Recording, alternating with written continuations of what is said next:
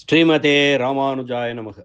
தினம் ஒரு திவ்ய பிரபந்தம் தொடரிலே இன்றைக்கு 2050வது பகுதி.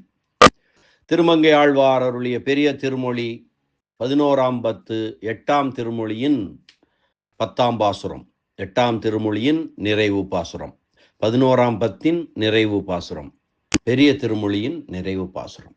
அதாவது பெரிய திருமொழியின் 1084வது பாசுரம் இன்றைய அனுபவத்திற்கு. இது பலச்சுருதியாக அமைந்திருக்கிறது.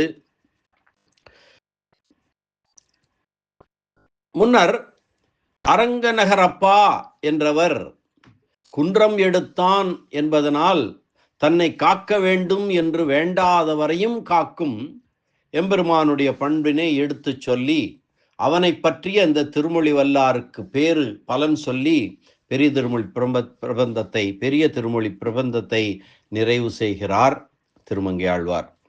அதாவது குன்றம் எடுத்தான் என்றால் கோவர்த்தனகிரியை எடுத்து அங்கிருந்த ஆனிரையையும் ஆயர்களையும் காத்தான். அந்த ஆனிரையும் ஆயரும் எங்களை காப்பாற்று என்று கண்ணனிடம் வேண்டவில்லை. அந்த அடைமலையிலிருந்து இந்திரன் பெய்வித்த அந்த கல்மலையிலிருந்து எங்களை காப்பாற்று என்று அவை கேட்கவில்லை. ஆனிரை கேட்குமா? கேட்கும், அது வாட்டில் இருக்குது. அப்படி தன்னை காக்க வேண்டும் என்று கேட்காதவர்களையும் காக்கக்கூடிய எம்பெருமான் உடைய பண்பு, அந்த பண்பினை சொல்லி இவர் அனைவருக்கும் அருள்வார் என்பதை சுட்டிக்காட்டி இந்த திருமொழியின் பலன் சொல்லி நிறைவு செய்கிறார் இந்த பாசுரத்தாலே. குன்றம் எடுத்து ஆனிரை காத்தவன்,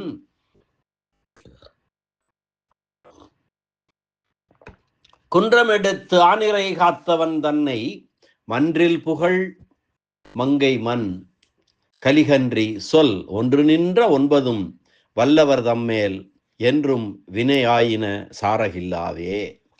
குன்றம் எடுத்து ஆனிரை காத்தவன் தன்னை மன்றில் புகழ் மங்கையர் மண் கலிகன்றி சொல் ஒன்று நின்ற 9 வல்லவர் தம்மேல் என்றும் வினையாயின சாரகில்லாவே.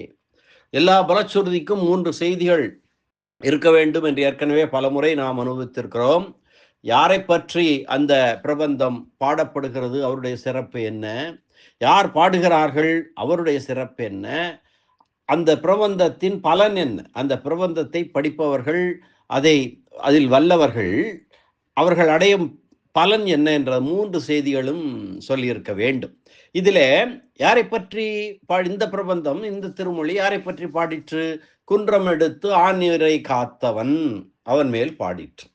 குன்றம் எடுத்து ஆனிரை காத்தவன் தன்னை எம்பெருமான் கண்ணன் எம்பெருமான் மேல் பாடப்பட்ட மன்றில் புகழ் மங்கை மண், மங்கை நாட்டுக்கு தலைவனான திருமங்கை ஆழ்வார் கலிகன்றி, கலிகன்றி என்பது திருமங்கை ஆழ்வாரின் ஒரு பெயர். மன்றில் புகழ் மங்கை, எல்லா பொது இடங்களிலும் புகழப்படக்கூடிய கலிகன்றி திருமங்கை ஆழ்வார், அவர் பாடிய பாடல், அவர் சொல் கலிகன்றி சொல் ஒன்று நின்ற 9, 1 கூட்டல் 9 10 பாடல்கள். அந்த 10 பாடல்களும் வல்லவர் தம்மேல், அதை பற்றி அதை நன்றாக அறிந்தவர்கள் மேல் என்றும் வினை ஆயின சாரகில்லாவே, அவர்களுக்கு எந்த பாவமும் சேராது, எந்த வினையும் அவருக்கு சேராது என்பதை சொல்லுகிறார் இந்த பாசுரம். கோவர்தன மலையை குடையாக எடுத்து பிடித்து பெருமழையை தடுத்து பசுக்கூட்டத்தை காத்தவரான எம்பெருமானை குறித்து ஊர் பொது இடங்களில் புகழப்படுபவராய் திருமங்கை நாட்டுக்கு தலைவரான ஆழ்வார் அருளி செய்த இந்த 10 பாசுரங்களையும் ஓதி உணர்ந்தவர்களிடம் இரு வினை பயன்களும் பாவ புண்ணியங்கள் எப்போதும் அணுகி பயன் விளைவிக்க மாட்டாது என்று சொல்கிறார்.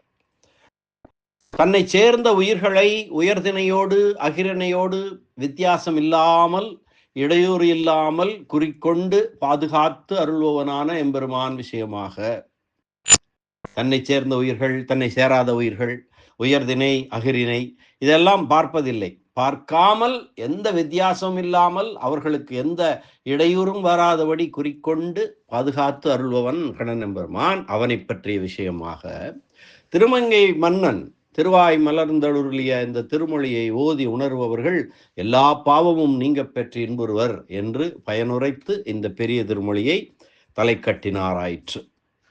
மன்று என்றால் பலர் கூடும் வெளி இடம், ஊர் பொது இடங்கள் என்று பெயர். சிலரோ பலரோ கூடும் இடங்களிலெல்லாம் அவர்கள் அனைவராலும் பாராட்டி பேசப்படுகின்றது ஆழ்வாரது கீர்த்தி, புகழ், சிறப்பு என்றபடி. முன்பு ஐம்புலன் வழி சென்றிருந்தமை தவிர்ந்து பின்பு எம்பெருமானை சரணம் அடைந்து அவன் அருளை பெற்றதனால் ஆகிய தமது புகழையே இப்படி பாராட்டி கூறினார். ஆதலால் இது தற்புகழ்ச்சி குற்றத்தின் பால் சேராது. ஒன்று நின்ற ஒன்பது, ஒன்றோடு கூடி நின்ற ஒன்பது, ஒன்றும் நின்ற ஒன்பதும் என்று 3 வகையாக பிரிக்கலாம், பிரித்து பொருள் கொள்ளலாம். மங்கை மண் கலிகன்றி சொல் ஒன்று நின்ற ஒன்பதும். அரசாட்சி செருக்குடையவராய் இருந்தவர் அந்த செருக்கொழிந்து தன் குற்றம் குறைகள் மாத்திரமே அல்லாமல் உலகத்தாரது கலிதோஷத்தையும் கடியும்படியாக அருளி செய்த திருமொழி. வினையாகின சாரகில்லா, அதாவது வினை என்று பொதுவாக சொல்கிறார். அது நல்வினை தீவினை, பாவம் புண்ணியம் இரண்டையுமே அடக்கி இருக்கிறது. நல்வினை கூட புண்ணியமும் கூட மறுபடியும் பிறப்பிற்கு காரணமாகும்.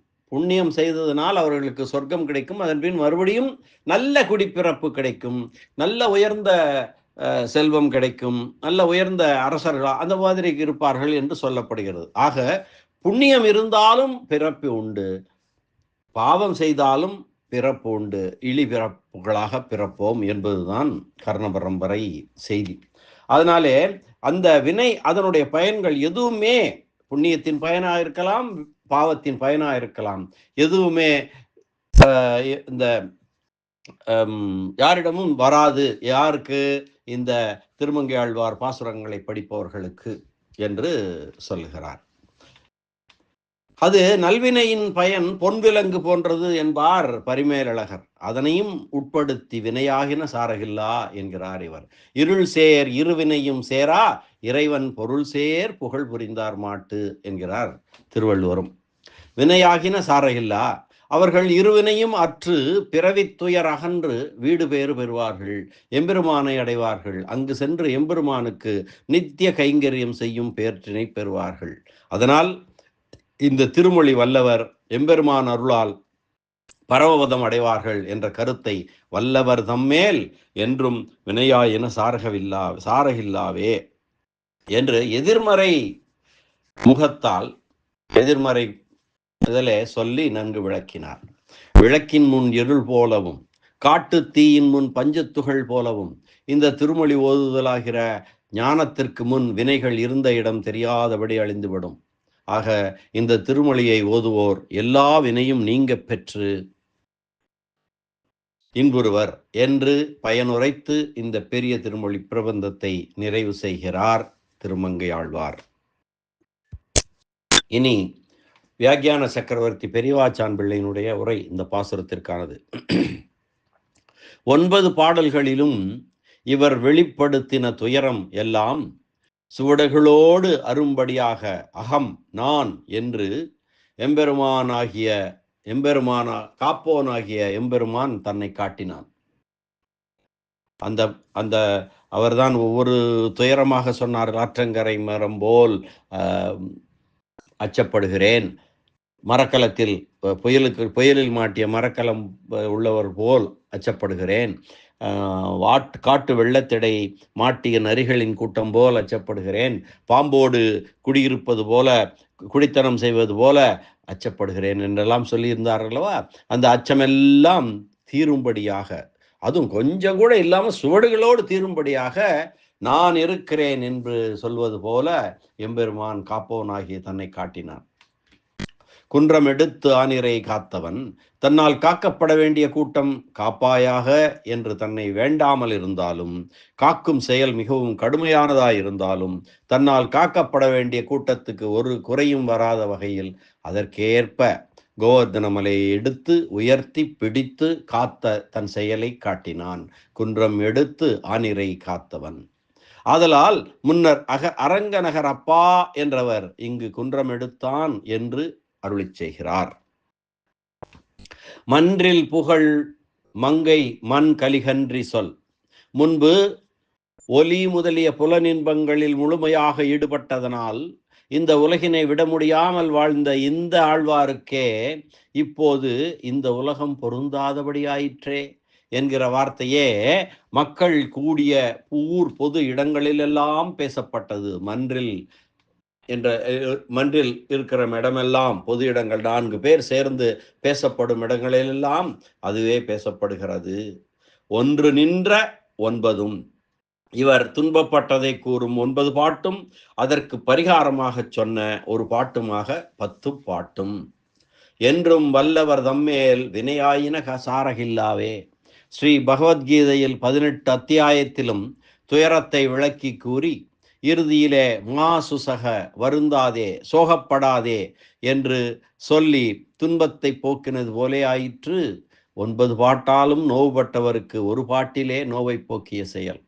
சம்சாரத்துக்கு காரணமான அறியாமை முதலியவை கழிந்து பின்னும் எங்காவது ஒரு விதை கிடக்க அந்த விதை முளைத்து அரும்பு விடுதல் இல்லாமல் இவர் தாம் அவனை அனுபவித்தலுக்கு பகையான உலகியல் சம்சார தொடர்புகளை அறுத்து தர வேண்டும் என்று வேண்டியபடியே சுவட்டோடு அந்த காரணங்கள் அழிந்துவிடும் என்று பலன் சொல்லி நிறைவு செய்கிறார் ஆழ்வார். இந்த அளவிலே பெரிய திருமொழி 11ஆம் பத்து 8ஆம் திருமொழி உரை விவரணம் நிறைவு பெறுகிறது. திருமங்கை ஆழ்வார் திருவடிகளே சரணம். பெரியாச்சான் பிள்ளை திருவடிகளே சரணம். பெரிய திருமொழி தெளிவுரை இத்துடன் நிறைவு பெறுகிறது. நாளை இந்த 10ஆம் இந்த 8ஆம் திருமொழியினுடைய பாடல்களின் கருத்துக்களை ஒரு மீள் பார்வையாக பார்த்து மனதில் இருத்தி கொள்ளும் வகையாக ஒரு கருத்து தொகுப்பினை நாளை அனுபவிக்கலாம். அதுவரை நன்றி, வணக்கம். ஸ்ரீனிவாச வெங்கடேச ராமானுஜதாசன், திருவரங்கம்.